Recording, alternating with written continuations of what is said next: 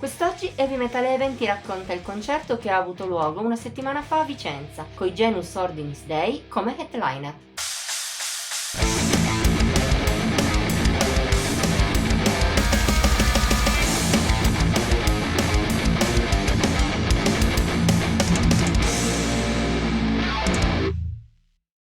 La botte piccola contiene il vino buono, recita un famoso adagio che tra l'altro si applica bene anche al metal.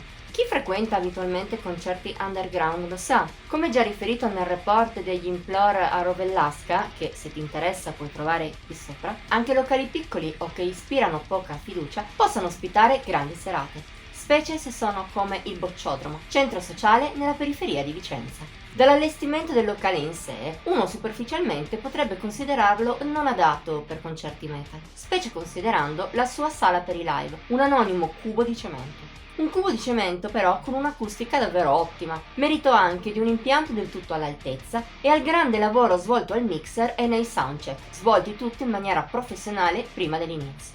Tutte caratteristiche che hanno reso il suono delle band sul palco pulito in una maniera difficile da trovare in locali simili.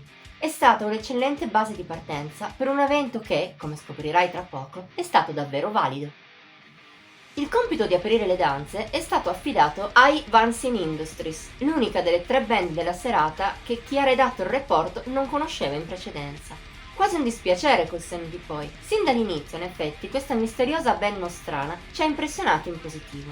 In parte è stato possibile grazie a un comparto sonoro buono, pulito, per nulla pastoso, qualcosa di inedito se parliamo di band d'apertura. È tuttavia probabile che parte del merito sia anche nel genere suonato dal gruppo. Difficile affibbiargli una sola etichetta. Al centro ci sono senza dubbio industrial e alternative metal, contagiato però da influssi death e persino doom, oltre a tante piccole venature indefinibili. È uno stile quadrato, poco caotico, che anche per questo ha reso bene a livello sonoro.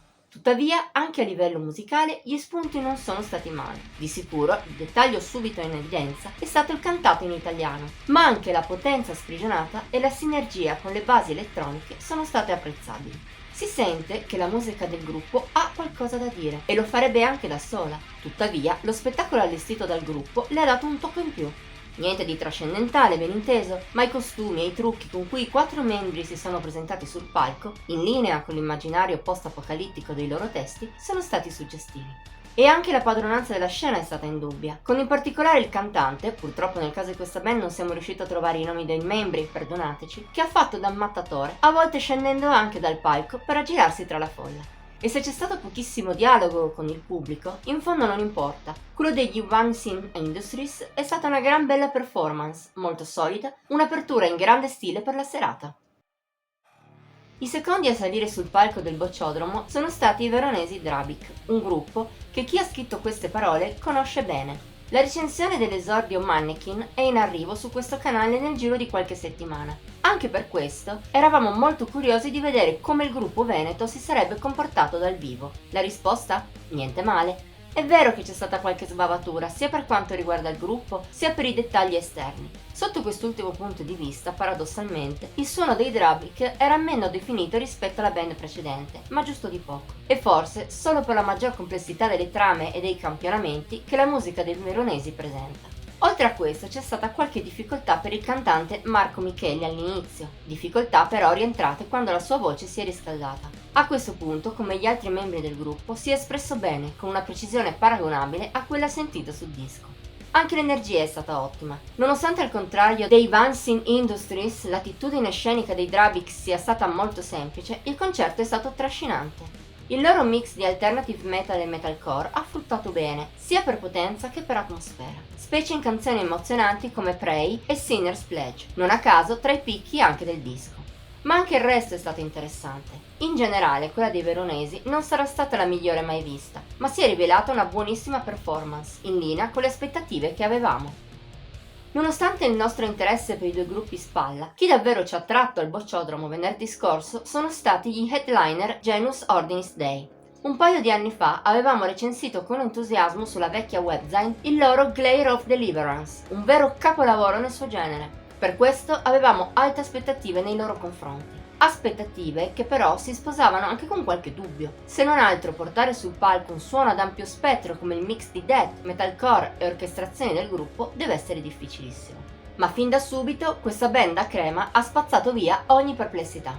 Seppur anche i Janus Ordinis Dei, come i gruppi prima di loro, abbiano suonato con basi pre-registrate, anche nel loro caso questo non ha dato il minimo fastidio. Merito di una precisione assoluta, impressionante, all'origine anche di un groove mastodontico. Impossibile non citare la performance del batterista Nicola Pedrali, davvero mostruosa. Ma anche gli altri strumentisti della formazione si sono comportati molto bene, con un gran carisma anche senza fare chissà cosa.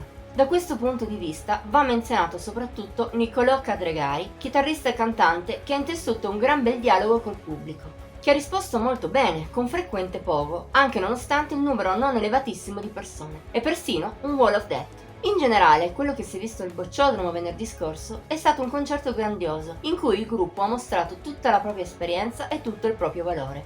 Neppure una sbavatura, quindi? No, o almeno non di oggettive. Sì, è vero che per gusto personale chi ha scritto il report avrebbe preferito più pezzi da Glare of Deliverance e magari anche qualcosa del precedente Great Olden Dynasty, disco non eccelso ma abbastanza buono da non meritare di essere del tutto ignorato. Inoltre, pur ammettendo l'obiettiva difficoltà di proporla, avremmo apprezzato vedere Fire anche dal vivo in tutti i suoi 16 minuti, visto che era una delle canzoni più incredibili dell'ultimo disco. Ma anche la versione ridotta che il gruppo ha proposto è stata eccelsa, il miglior momento della loro serata insieme a Edict. E in definitiva, al di là di questi piccoli dettagli, quello dei Janus Ordinis Dei è stato un concerto sontuoso che ha confermato ogni aspettativa. Valeva proprio la pena di partecipare.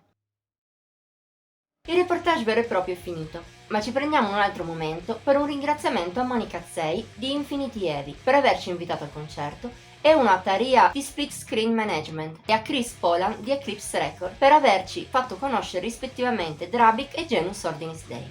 Grazie anche al bassista dei One Scene Industries per l'estrema gentilezza dimostrata. Infine complimenti allo staff del Bocciodromo per la buona riuscita dell'evento e per la loro professionalità. Detto ciò, se hai apprezzato il report, puoi mettere il like, condividerlo e commentarlo. Ti invitiamo inoltre a iscriverti al canale e ad attivare la campanella delle notifiche per non perderti neppure uno dei nostri video. Infine, seguici pure su Facebook, Instagram e Pinterest. Trovi il link qui sotto. Ci vediamo la prossima volta!